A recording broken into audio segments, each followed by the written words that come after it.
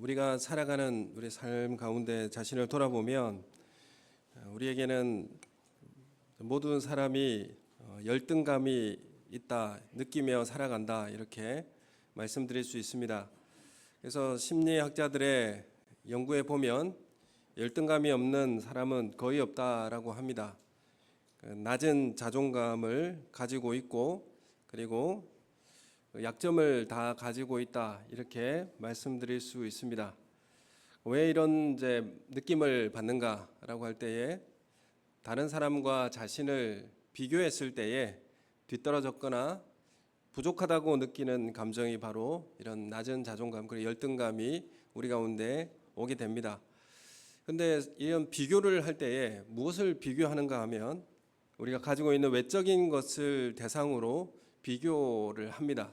우리의 내면의 내적인 것을 가지고 비교하는 일은 잘 없는데 우리의 외적인 문제를 가지고 많은 비교를 하게 되는 것이고, 그래서 외적으로 외모나 또 학벌이나 지식이나 직책이나 뭐 좋은 차나 좋은 집이나 명품이나 자녀나 이런 내가 가지고 있는 그것으로 내 힘을 삼고 그것을 비교하기 때문에 거기에서 뒤처졌다, 뒤떨어졌다 이런 부족함을 느끼게 되는 마음이 오는 것입니다.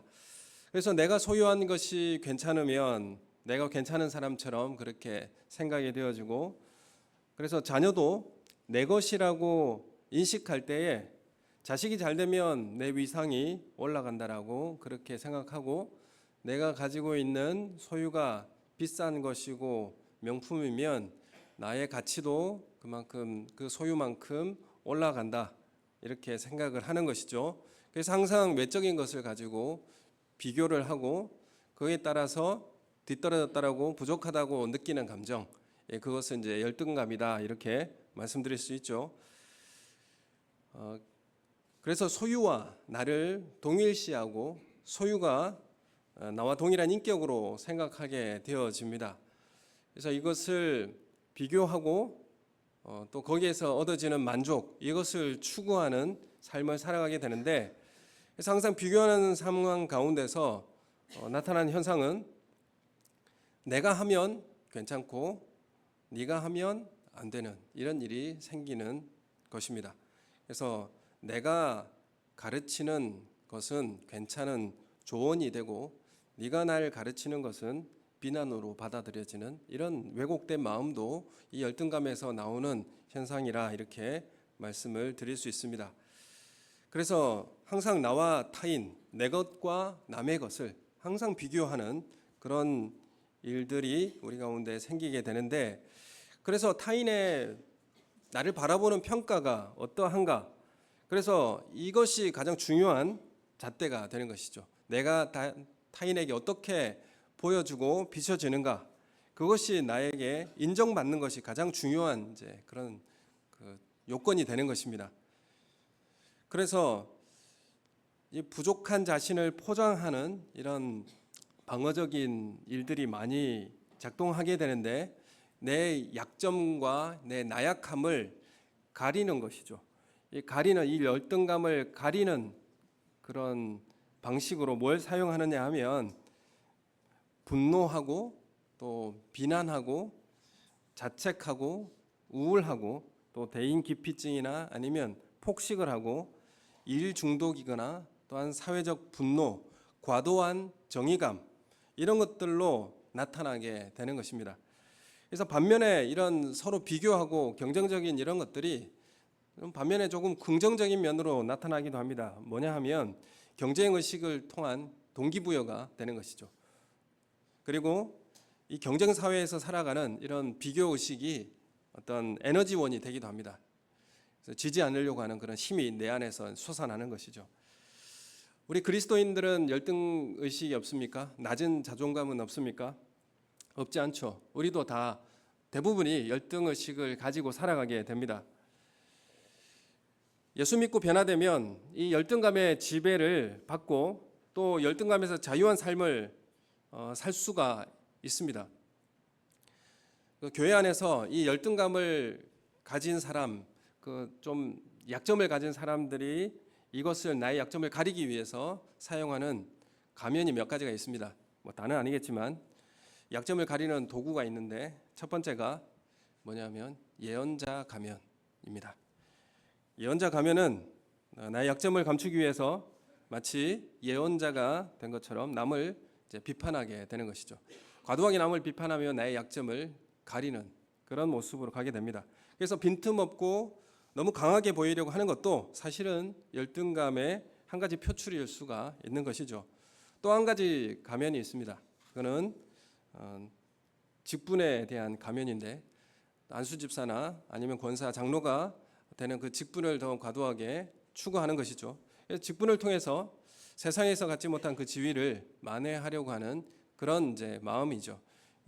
이제 없다라고는 할 수 없는 그런 일들이 우리 가운데 있습니다. 또 한 가지 가면이 있죠. 그 뭐냐면 은사, 재능의 가면입니다. 남다른 은사나 재능이 있으면 그것이 나의 힘이 되어 과시하는 사람. 그래서 그것을 나의 약점을 만회하고 인정받으려고 하는 그런 일들이 여기에 해당되는 것이죠. 뭐 그 외에 여러 가지들이 많이 있지만 오늘 우리는 여러 가지 열등감과 낮은 자존감 가운데 고통받는 그런 삶을 살게 됩니다. 이런 것들이 서로를 왜곡하게 만들고 갈등이 벌어지게 되고 결국에는 삐지는 일이 일어나게 되는 것이죠.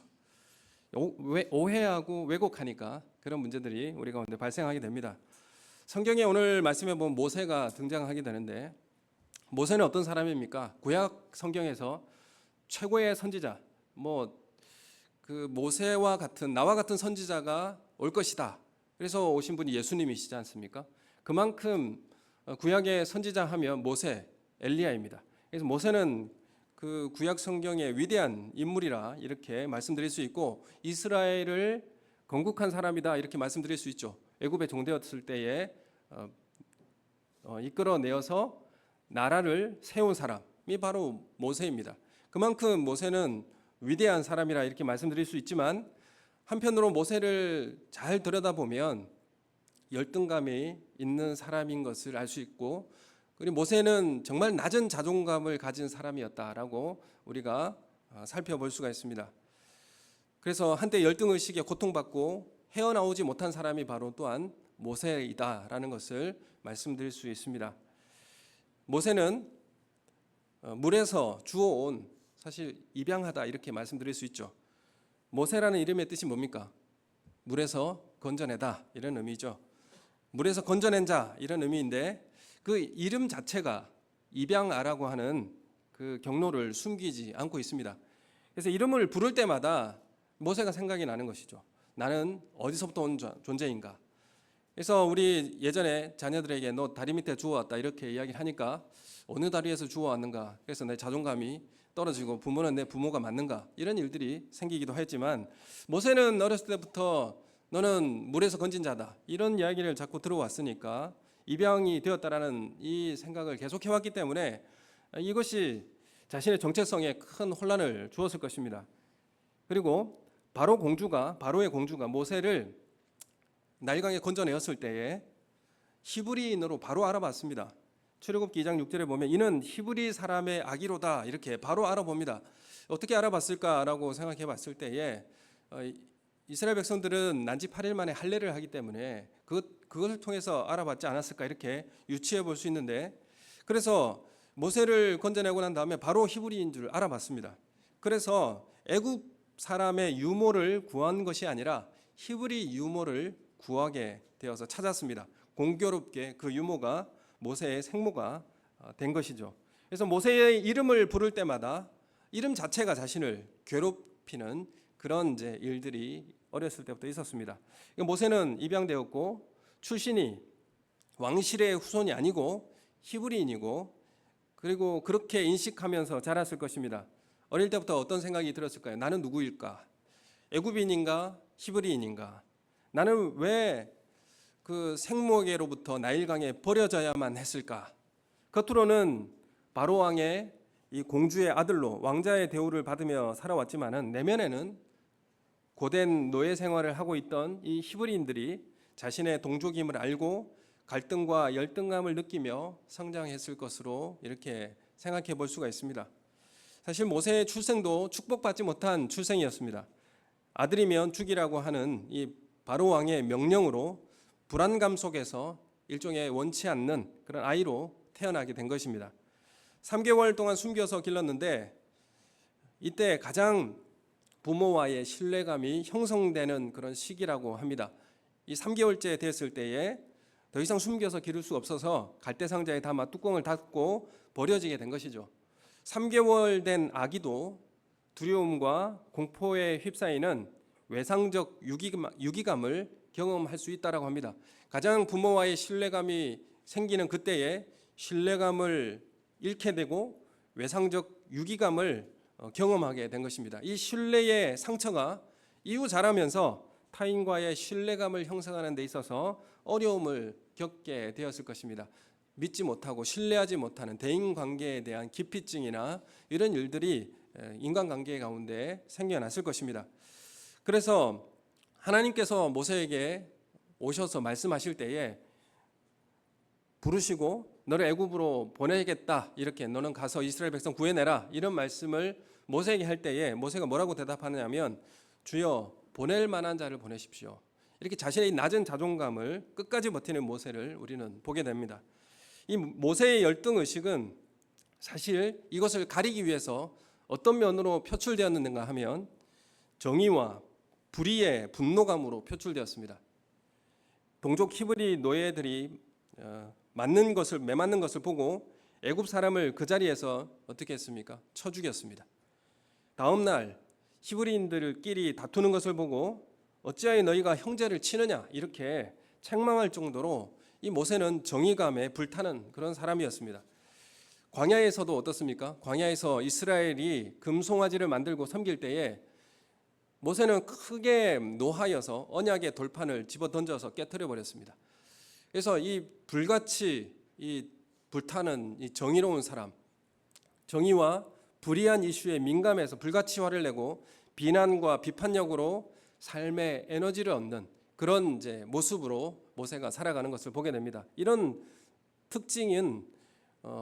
사람의 특징은 책임감이 아주 강하고요. 그리고 완벽주의적인 그런 성향이 나타납니다. 그런데 기대하고 노력한 것이 잘 이루어지지 않고 실패했을 때는 도리어 쉽게 실망을 하고 좌절하고 우울감에 빠지게 되는 그런 특성도 있습니다.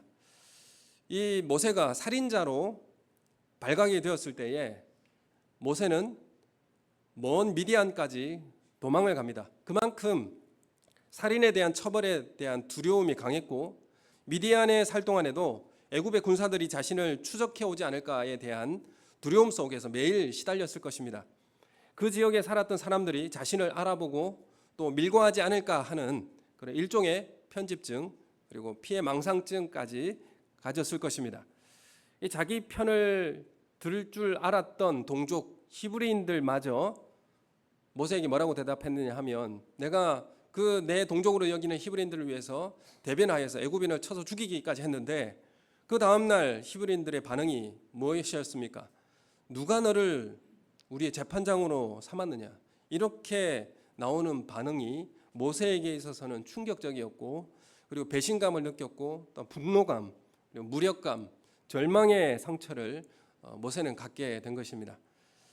또한 애굽의 공주의 아들로 살다가 낯선 미디안 땅에 어떻게 살았습니까? 처갓집에 얹혀 살아야 하는, 그래서 목자로서 사실 목동이라고 하는 것은 가장 낮은 최하층민의 삶의 모습이었습니다. 그래서 그런 신분의 변화가 모세의 길을 꺾게 만들었고 무력감을 경험하게 하였습니다.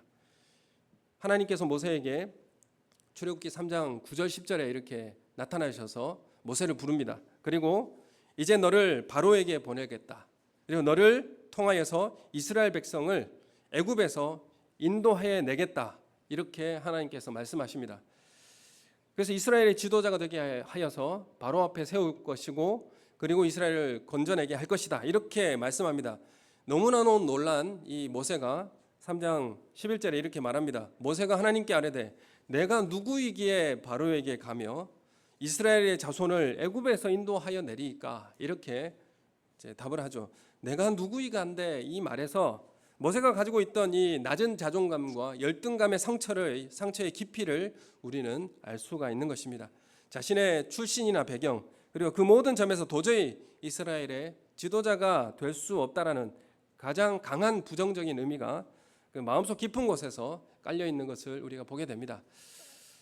그럼 우리가 제가 이제 여러분들에게 뭘 좀 맡아 주십시오, 뭘 좀 해 주십시오라고 하면 제가 뭐간데 제가 하겠습니까?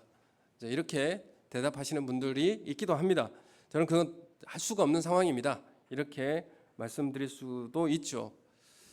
여러분, 하나님의 부르심은 사실 주권적인 부르심입니다. 그렇다고 제가 부르는 것이 주권적인 부름이다 이렇게 말하는 것은 아니지요.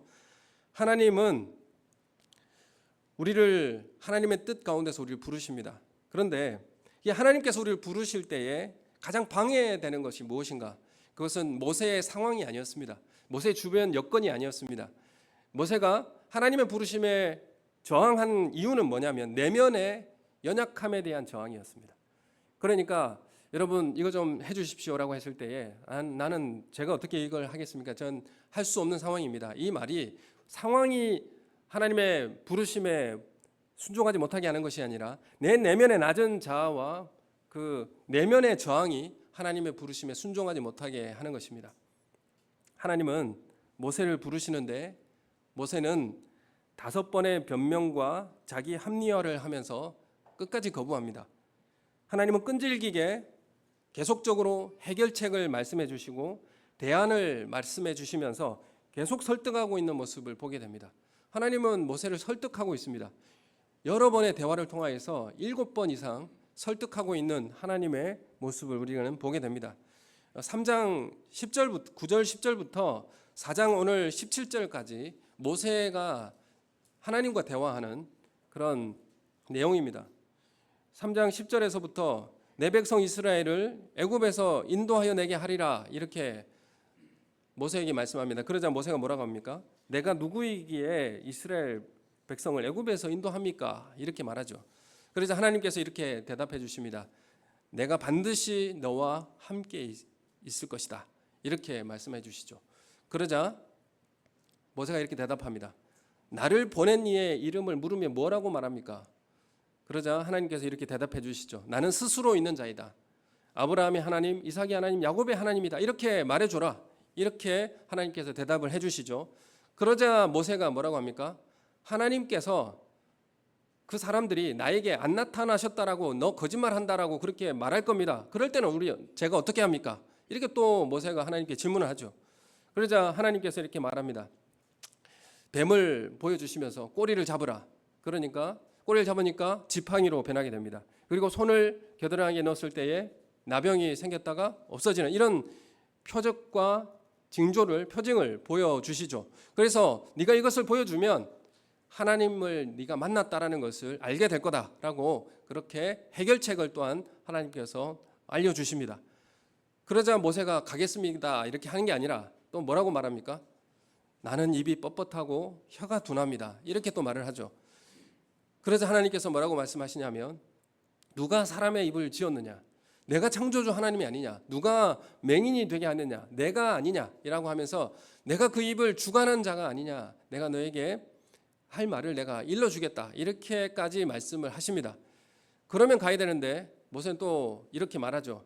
보낼 만한 사람을 보내십시오. 저는 그런 사람이 합당하지가 않습니다. 이렇게 또 하나님께 항변을 합니다. 여러 번의 변명을 하고 구차하게 합리적인 그런 이유를 들어서 계속 하나님의 부르심에 거부하는 모세의 모습을 보게 됩니다. 그리고 마지막에 하나님께서 뭐라고 말씀하시냐면 노하십니다. 그리고 가라 이렇게 말하죠. 따지지 말고 가라 이렇게 말씀합니다. 그리고 내 입과 함께 있어서 내가 너에게 할 말을 가르칠 것이고 그리고 아론이 너를 대신해서 말해줄 것이다. 그리고 이 지팡이를 들고 가라 이렇게 말씀을 하시죠. 그리고 모세는 이스라엘로 애굽으로 가게 되는 것입니다. 이스라엘을 구원하는 일을 하나님께서 직접 하실 거니까 너는 가고 말하기만 하면 된다. 이렇게 계속 하나님은 설득하고 있죠. 하나님 계속 모세에게 이렇게 말씀하고 있습니다. 너는 가기만 하면 되고 할 말도 내가 알려줄 테니 넌 말을 하기만 하면 된다. 이렇게 알려주는데도 모세는 뭐라고 말하느냐 하면 나는 그런 재능도 없고 능력도 없다고 계속 거부합니다. 내 힘이 없습니다. 나는 그걸 감당할 수 있는 힘도 능력도 없습니다. 이렇게 계속 말하는 거예요. 15절에 보면 하나님께서 네가 어떤 말을 할지도 내가 알려주겠다라고까지 하나님께서 말씀을 해주십니다. 그런데 모세가 사실은 말귀를 알아듣지 못하고 있습니다. 하나님께서 지금 너는 가기만 하면 되고 말만 하면 된다고 하는데 모세가 말귀를 못 알아듣는 거예요. 나는 갈 자가 아니고 나는 정말 갈 수 있는 존재가 아닙니다라고 계속 하나님 앞에 항변하고 있는 것입니다. 모세가 지난 80년 동안 살아온 이 상처 입은 상태로 낮은 자존감으로 그 상실해 있는 이 모세의 모습을 우리는 여실히 보게 되는 것입니다. 이런 상황에서 하나님은 지팡이를 손에 쥐어주면서 등 떠밀어서 하나님은 애굽으로 모세를 보내십니다. 지팡이를 주신 이유가 뭐겠습니까? 모세가 재능이 있고 능력이 있어서가 아니라 너는 하나님께서 손에 들려진 지팡이와 같은 존재이다. 마른 지팡이와 같은 존재이다 라는 것을 말씀하시는 것입니다. 너는 도구로서만 사용되어지면 그 하나님의 놀라운 구원의 역사를 네가 이루게 될 것이다 라고 하는 것을 말씀하시는 것입니다. 하나님의 손에 들려있는 마른 지팡이라는 그런 의미입니다. 상처 입은 낮은 자존감과 열등의식이 하나님의 말씀에 저항하고 내 처지와 능력을 비관하면서 방어적으로 끝까지 모세가 하나님 앞에 고집을 부리는 이런 모습을 우리가 보게 됩니다. 우리는 이런 모습이 없습니까? 외적인 상황이 아닙니다. 외적인 여건이 아닙니다.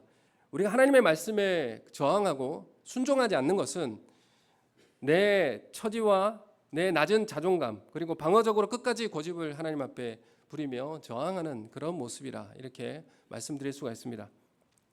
사실 모세는 동족 이스라엘의 편에서 자원하여서 지도자로 섰다가 자신의 민족에게 거부당한 그런 쓰라린 상처가 있죠. 자신이 지도자임을 자청하여 했었던 그 일에 처참한 실패의 기억을 가지고 있었기 때문에 도저히 다시 그 일을 할 수가 없는 것입니다. 어떻게 제가 그 일을 또다시 할 수 있단 말입니까? 과거의 상처가 다시 드러나는 그 일을 내가 어떻게 할 수 있습니까? 이렇게 지금 말하는 것입니다. 우리도 사실 과거에 교회 일을 하면서 여러 가지 상처를 받고 여러 가지 실패의 경험들이 있습니다. 지금 주님이 우리를 부르셔서 그 자리에 다시 부르실 때에 여러분 뭐라고 대답하시겠습니까? 그 상처가 다시 기억나고 다시 올라오는 것 같아서 도저히 제가 못하겠습니다. 어떻게 제가 그 일을 할 수가 있겠습니까? 이것은 내 여건과 상황의 문제가 아니라 내 내면에 있는 상처와 낮은 자존감, 그걸 비관하며 방어적으로 끝까지 하나님 앞에 고집을 부리는 그런 모습이라는 것을 우리가 깨닫게 됩니다. 하나님의 이 긴 설득에도 끝까지 순종하지 않으려고 하는 이 모세를 하나님 억지로 애굽으로 보냅니다. 우리가 항상 하나님의 뜻을 이해할 수 있는 것은 아닙니다. 도저히 이해가 되지 않을 때가 있고 수긍이 안 되는 부분이 우리 가운데 있을 수 있습니다. 그때는 이해되지 않는 것을 이해하려고 시간 낭비하는 것이 아니라 훗날 이해하게 될 것을 기대하며 우리는 순종하는 것입니다. 어떤 때는 이해보다는 순종이 더 필요하고 중요할 때가 있는 것입니다. 구레네 시몬은 억지로 십자가를 지워진 사람이었습니다. 얼떨결에 예수님의 십자가를 지고 갔던 사람인데 결국에 그 사람은 강제로 십자가를 지어진 사람이었는데 나중에 로마서에 보면 그 가정이 가정교회가 되어 있고 가정교회 지도자가 되어 있는 가정을 우리는 보게 됩니다. 우리는 나중에 어떻게 될 것인지에 대해서 기대하며 지금 우리가 이해 안 되지만 순종해야 할 때가 있다라는 것을 우리에게 말씀하고 있는 것입니다. 모세는 과거에 아픔과 좌절, 열등감의 종으로 낮은 자존감에 상처 입은 사람이었습니다. 그런데 구원의 하나님을 만남으로 새로운 삶의 길을 걸을 수가 있었습니다. 주님의 음성을 들을 수 있다면 그 낮은 자존감에서 다시 우리는 새로운 삶의 길을 걸어가게 될 줄로 믿습니다. 오늘 주님의 은혜를 경험하시고 주님의 음성을 듣는 우리의 삶이 되시기를 예수님의 이름으로 축원합니다. 하나님께서 우리를 부르시는 인생의 추적자가 되신 그 주님의 음성을 들을 수 있다면 어떠한 절망과 낮은 자존감도 이겨낼 수 있을 줄로 믿습니다. 과거에 많은 상처로 열등감에 종노릇했던 이 모세는 이제 오랫동안 애굽의 종살이에서 벗어나지 못하는 이스라엘을 이끌어내는 그런 치료자가 되었습니다. 오랫동안 자신이 이 낮은 자존감과 열등감에 종노릇했던 이 모세가 치료받고 이제 이스라엘 백성이 오랫동안 종살이에서 그 낮은 자존감 가운데 살아가는 이스라엘 백성들을 이끌어낸 치료자로서 사명을 감당하고 있는 이 모세를 우리는 보게 되는 것입니다. 모세는 상처 입은 사람이었지만 같은 상처로 고통받는 그 사람의 치료자로서 하나님께서 세우신 것입니다. 우리가 하나님의 부르심에 순종을 하면 어떤 일이 일어날까요? 우리가 하나님의 말씀에 순종을 하면 우리의 마음에 공간이 만들어집니다. 우리 마음의 공간이 만들어지는데 자기 연민이 아니라 겸손의 마음을 가지고 순종할 때 내가 물러서면 하나님께서 우리에게 다가오는 공간이 마련됩니다. 내가 하나님 앞에 순종하면 주님이 이 빈 공간에 하나님께서 우리 가운데 찾아오시는 것이죠. 내 의지가 물러섰는데 도리어 역설적으로 더 강렬하게 하나님께 집중하는 일이 발생되게 됩니다. 내가 물러나야 하나님의 능력이 우리 안에 머물고 우리를 이끌어 가시는 것입니다. 내가 자기 연민의 쓴뿌리를 뽑아내고 말씀에 순종하면 그 마련된 공간으로 상처 입은 사람들이 마음을 열고 들어와서 자유케 하는 역사가 일어나게 될 줄로 믿습니다. 그럼 우리가 하나님의 주님의 음성에 순종할 때 우리 마음에 공간이 생기고 주님이 우리 마음 공간에 오셔서 하나님의 능력이 우리 가운데 머물고 우리를 이끌어 가게 될 줄로 믿습니다. 그래서 우리는 새로운 삶의 길을 걸어가게 되는 것입니다. 그래서 우리가 주님의 음성에 순종하면 우리와 함께 있는 그 사람들이 우리의 이 마음의 삶에 가까이 마음을 열고 들어와서 자유케 하는 역사가 일어나고 그렇게 되니까 소그룹의 치료가 일어나게 되는 것입니다. 내가 하나님의 말씀에 순종했고 하나님의 말씀에 기꺼이 순종하며 나아갔는데 도리어 이웃의 사람들이 치료받는 역사가 일어나게 되는 것입니다. 내가 주님의 음성에 순종했는데 교회 공동체가 회복하는 일들이 일어나게 되는 것입니다. 여러분, 우리는 낮은 자존감에 거기에 머물고 못한다라고 그리고 저항하며 하나님의 음성에 끝까지 반대하는 것이 아니라 우리가 내 의지를 내려놓고 순종하며 나아가면 더 역설적으로 강렬한 하나님 앞에 집중하는 그런 삶을 살아가게 될 줄로 믿습니다. 우리가 가지고 있는 심리적 약점, 이 열등의식, 우리는 모두 다 가지고 있습니다. 우리가 지금 살아가는 이 삶이 너무나 경쟁적이고 치열한 시대를 살고 있기 때문에 우리를 짓누르는 이 열등감의 무게가 우리를 더욱 고통스럽게 합니다. 우리가 교회를 다녀도 이 열등의식에 있어서 자유함을 얻을 수 없다면 우리가 아무리 신앙생활을 잘하는 사람이라고 할지라도 영적으로는 미숙한 사람입니다. 미성숙한 사람인 것이죠. 나는 열등의식에 대해 어떠한 모습인가, 어떠한 태도로 우리는 하나님 앞에 서고 있는가, 우리는 우리 자신 진지하게 검토해 볼 필요가 있습니다. 인간은 자신을 관찰할 능력이 있습니다. 동물은 자신을 거울에 비추어 볼 때 자신인지 모릅니다. 그래서 공격하는 일이 있는데 인간만이 자신의 모습을 반추하고 관찰할 수 있는 능력이 있는 것입니다. 그렇기 때문에 예수 믿고 영접한 우리의 자신의 내면을 돌아보며 우리의 삶은 어떻게 살아가고 있는가, 주님의 형상의 올바른 모습으로 우리는 살게 살고 있는가라는 우리 진단을 우리가 스스로 해보길 원합니다. 예수 믿고 난 다음에 우리의 자아상은 어떻게 변해가고 있는가라는 것을 관찰해 보시길 원합니다. 이전에 믿을 때와 지금 내 상태는 어떠한가 깊이 바라보면서 하나님 앞에 나아가시기를 소원합니다. 골로새서 3장 10절 말씀 우리 함께 같이 읽겠습니다. 시작. 새 사람을 입었으니 이는 자기를 창조하신 이의 형상을 따라 지식에까지 새롭게 하심을 입은 자니라. 아멘. 하나님 우리를 새로운 존재로 만드셨다라고 말씀합니다. 하나님의 형상에까지 닮도록 만드신 것입니다. 우리는 하나님의 모습을 닮아가는 사람입니다. 그리고 하나님의 형상을 따라 지식에게까지 새롭게 함을 입은 자다. 이렇게 새롭게 창조된 자다. 이렇게 말씀을 하고 있습니다. 그래서 우리의 수준은 어느 수준인가 하면 하나님의 형상의 수준입니다. 우린 예수 그리스도의 그 수준에까지 우리는 지음을 받았다라고 말씀합니다. 그래서 우리의 비교의 대상은 누구입니까? 다른 사람이 아니라 예수님이 우리의 비교입니다. 그래서 우리는 예수님의 형상의 수준까지 비교하며 또한 그 자라나는 모습을 우리는 살아가는 것입니다. 우리는 예수님처럼 되기를 소망하는 이 영광스러운 존재인 것이지 어떤 사람을 비교 대상에 놓고 열등감과 낮은 자존감과 싸우는 그런 낮은 존재가 아니라는 것을 우리에게 말씀하고 있습니다. 여러분, 낮은 신분의 열등감을 느끼고 계십니까? 주님은 그 낮은 자들을 들어서 높은 자들을 부끄럽게 하시겠다라고 말씀합니다. 여러분, 똑똑하지 못해서 열등감을 가집니까? 주님은 오히려 어리석은 자들을 통해서 지혜 있는 자들을 부끄럽게 하시겠다라고 말씀하십니다. 외모가 잘생기지 못하고 키가 작고 그래서 거기에 열등감이 생겼습니까? 주님은 외모를 보지 않으시고 우리 내면의 마음의 중심을 보시겠다라고 말씀하십니다. 우리가 좋은 집이 없어도 좋고 우리가 좋은 옷이 없어도 좋고 우리에게 좋은 명품 하나 없어도 좋습니다. 아직 이렇다 할 사회에서 해놓은 일이 없어도 좋습니다. 예수님 때문에 얻는 나의 참 가치를 발견하기만 한다면 우리는 그 어떤 열등감도 낮은 자존감도 물리칠 수 있을 줄로 믿습니다.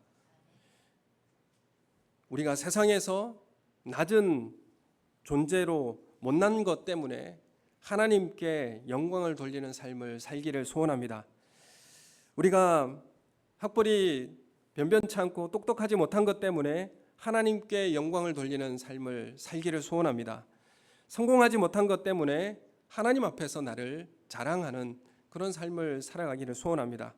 바울처럼 부족한 그것 때문에 오히려 하나님을 찬송할 줄 안다면 어떻게 열등감의 노예가 되어 우리는 지배받고 그렇게 살겠습니까?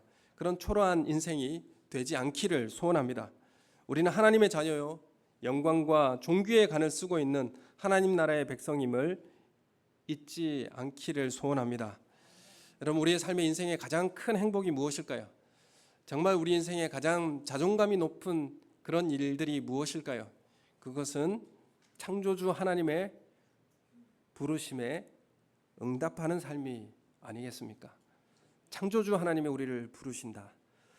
여러분, 그 부름에 우리가 응답하는 삶이 가장 자존감 있고 가장 영광스러운 일이지 않겠습니까? 세상에서 나를 어떻게 바라보고 어떤 처지에서 어떤 삶을 살든지 간에 우리가 주님의 부르심에 응답하는 삶을 산다면 얼마나 가치 있는 삶이 되겠습니까? 오늘 상처 입은 치료자로 하나님의 존재를 그 형상을 반영하는 살아가는 그런 영광스러운 삶을 살기를 소원합니다. 우리 받은 상처가 또한 그 상처를 받은 똑같은 상처를 받은 치료자가 되어서 이 땅에 하나님의 존재 형상을 반영하는 그런 영광스러운 삶을 살아내는 우리 성도님들이 되시기를 예수님의 이름으로 축원합니다. 우리 함께 기도하겠습니다.